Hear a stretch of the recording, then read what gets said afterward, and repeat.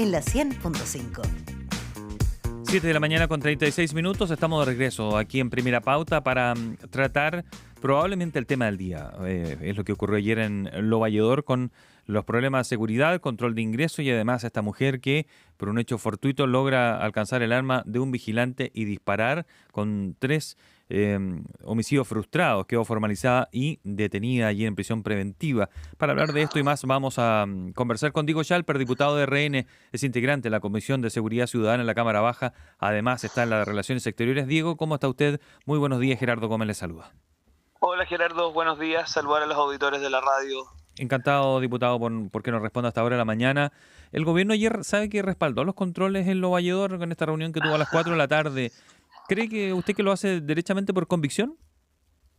No, sí, bueno, saludar a los auditores e insistir en lo siguiente. El problema que tiene la seguridad pública, que no es muy distinto a todos los problemas de la vida, es que requiere una autoridad decidida, sin mensajes erráticos y con una única posición. Entonces, usted se acordará que cuando la gente de Lovalledor anunció que iba a hacer control de acceso, la ministra Toá dijo que esto era discriminatorio. Y yo creo que la ministra Toá no se da cuenta el daño que hace con ese comentario, porque genera todo un clima en torno a la implementación de esta medida que la dificulta y la hace más compleja de lo que debiese ser.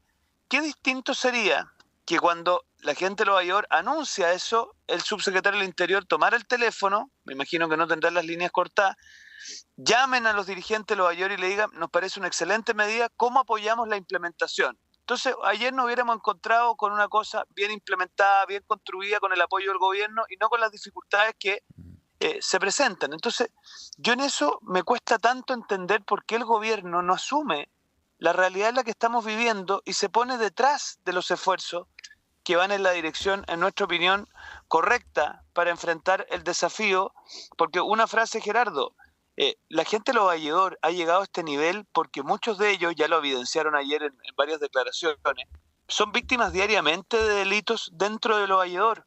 Les roban la mercadería al acceso. Durante el día gente indocumentada y muchas veces sin identidad muy nítida, no se sabe muy bien quiénes son, se dedican a extorsionar a los pequeños y medianos agricultores para que les pasen parte de la mercadería o parte de las ganancias del día.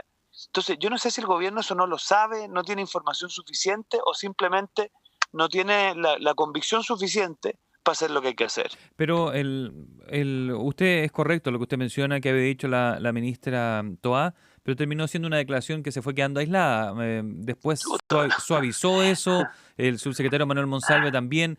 Probablemente pudo haber sido un desliz, ¿no? Pero Gerardo, lo que pasa es que aquí estamos hablando de la ministra del Interior. Uh-huh. Y la ministra del Interior, guste o no guste, es la persona llamada a conducir esto. Lo que pasa es que nosotros a lo largo del tiempo hemos ido rebajando nuestros estándares. Lamentablemente, nos exigimos menos.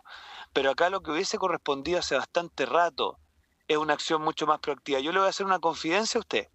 Cuando se produjo el asesinato de los dos agricultores en Pelequén, camino a digamos, a la Ruta 5 Sur, a mí me ha tocado asumir un rol muy activo en la defensa jurídica de esos agricultores.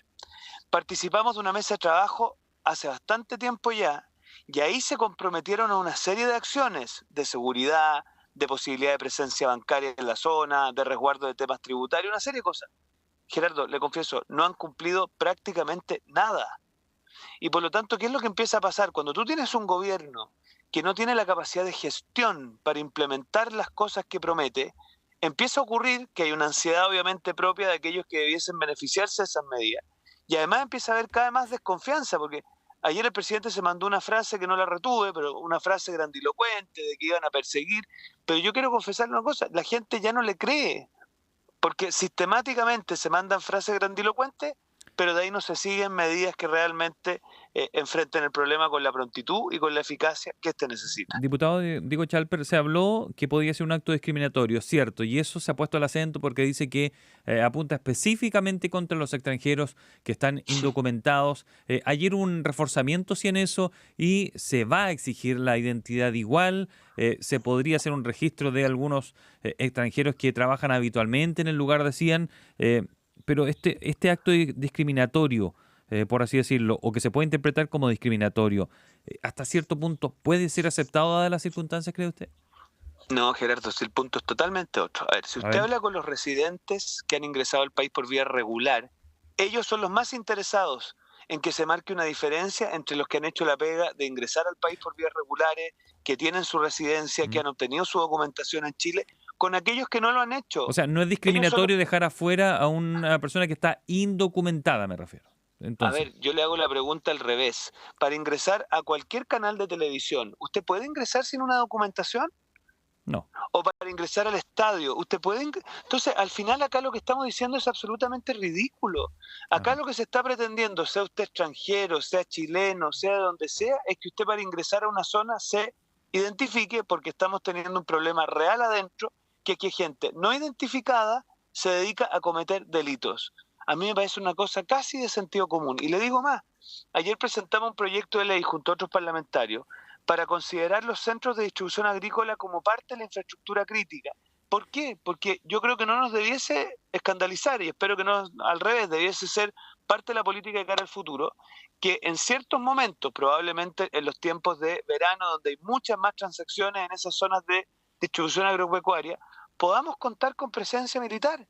Y eso no es una cosa tan extraordinaria. Hay otros países que definen que otros espacios son espacios de infraestructura crítica y son capaces de tener presencia disuasiva de fuerzas militares. Entonces, yo creo que en esto el gobierno tiene que entender que aquí no podemos andar al ritmo de los ideólogos del Frente Amplio y a los ideólogos del Partido Comunista que romantizan la inmigración ilegal, que hasta el día de hoy tiene una cosa media abstracta en esto, sino que ir concretamente a lo que necesitan las víctimas que están padeciendo las consecuencias. Usted escucha en primera pauta al diputado Diego Schalper, diputado de Renovación Nacional, quien además integra la Comisión de Seguridad Ciudadana en la Cámara Baja. Usted mencionaba esto del proyecto de ley de infraestructura crítica. Ya voy a preguntarle más sobre eso. El control de identidad, entonces, en un mall, por ejemplo, ¿podría ser algo que vemos a corto plazo? Porque bajo ese mismo concepto también podría considerarse que es riesgoso, ¿no?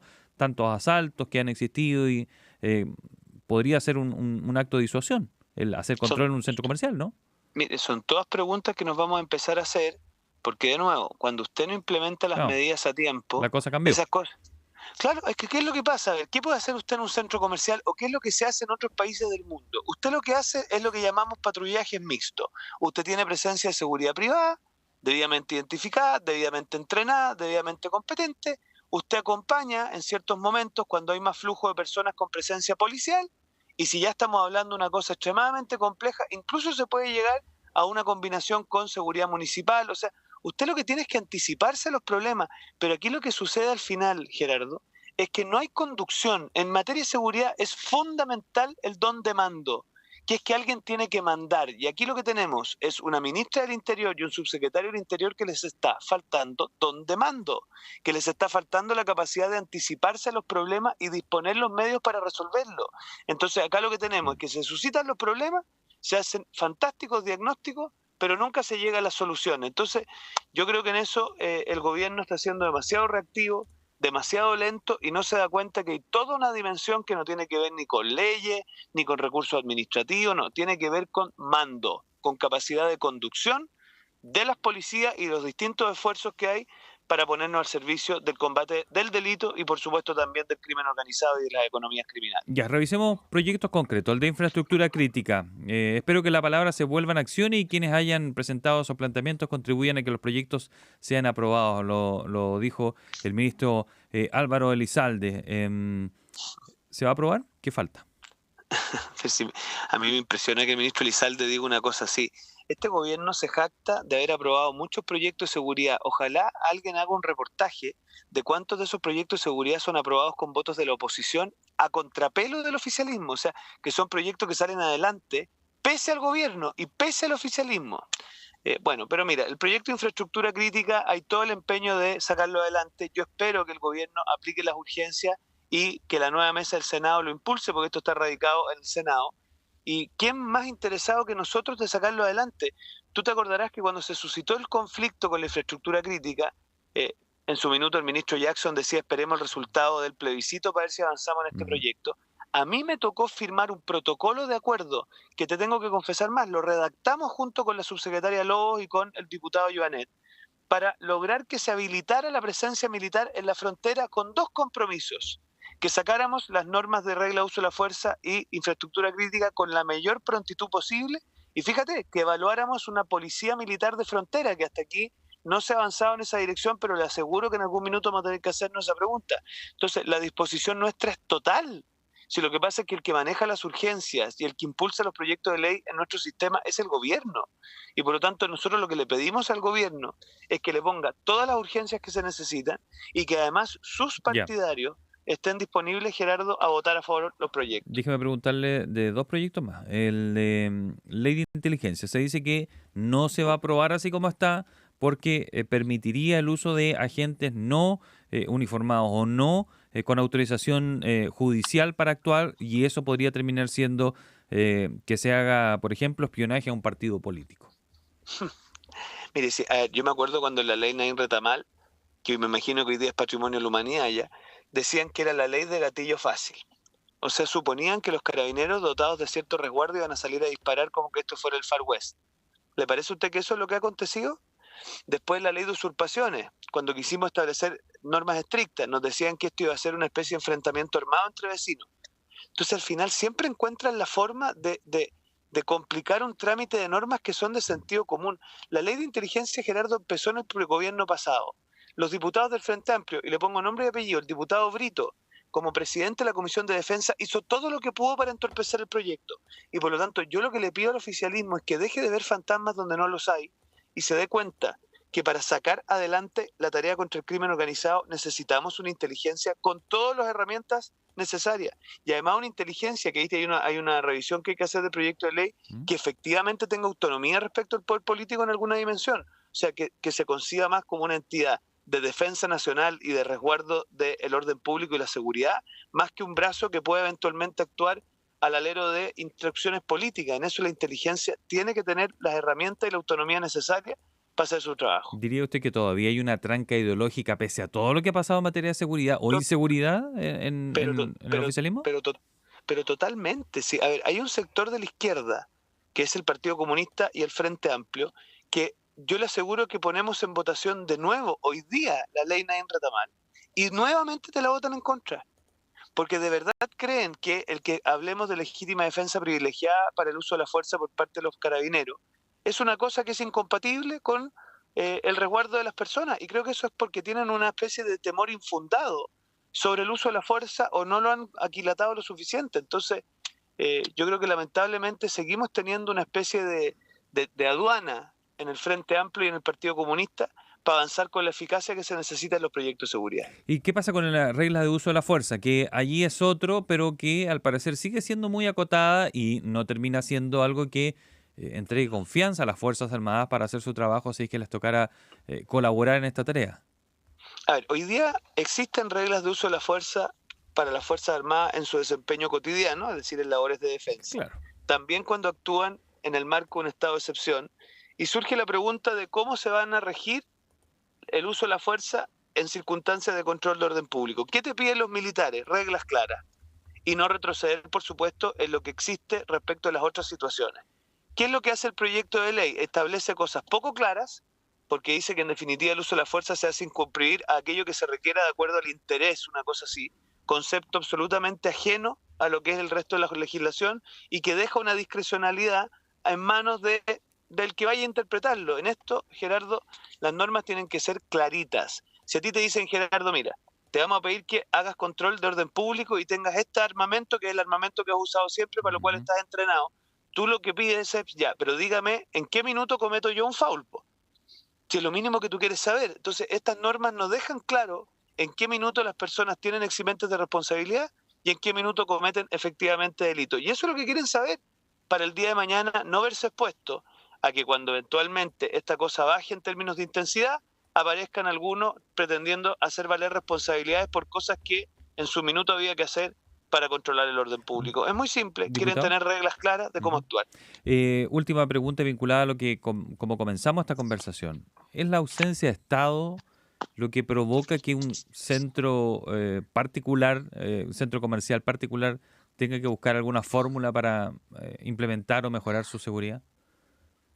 Yo creo que hoy día tenemos que asumir que el desafío del delito es tan complejo que requiere una configuración de seguridad mixta, que involucra seguridad privada, O involucra sea, seguridad municipal, el Estado por sí solo no involucra... puede, definitivamente, Es dadas las que el circunstancias. Estado, ¿sabes lo que pasa? Que el Estado no es una cosa ajena a los... A ver, los Estados se estructuran sobre la base de la cooperación público-privada. Ujú.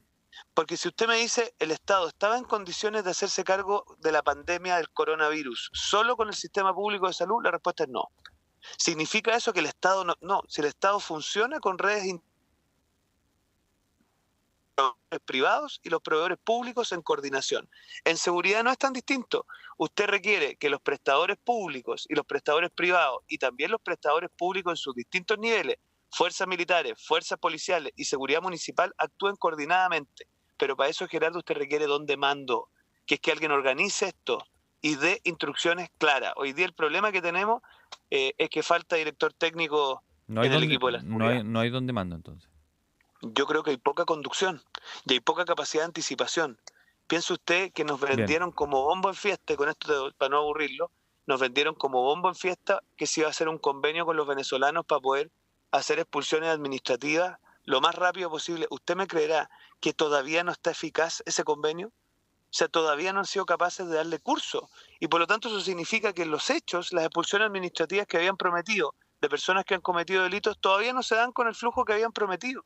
Entonces, ese es el drama. Cuando bien. tú empiezas a ver que las cosas no se cumplen, Gerardo, básicamente la gente no solo desconfía, sino que tiene legítima razón de desconfiar. Diputado Chalper, un placer haber conversado con usted. Muy buen día. Muchas gracias, Gerardo. Que tengas buen día.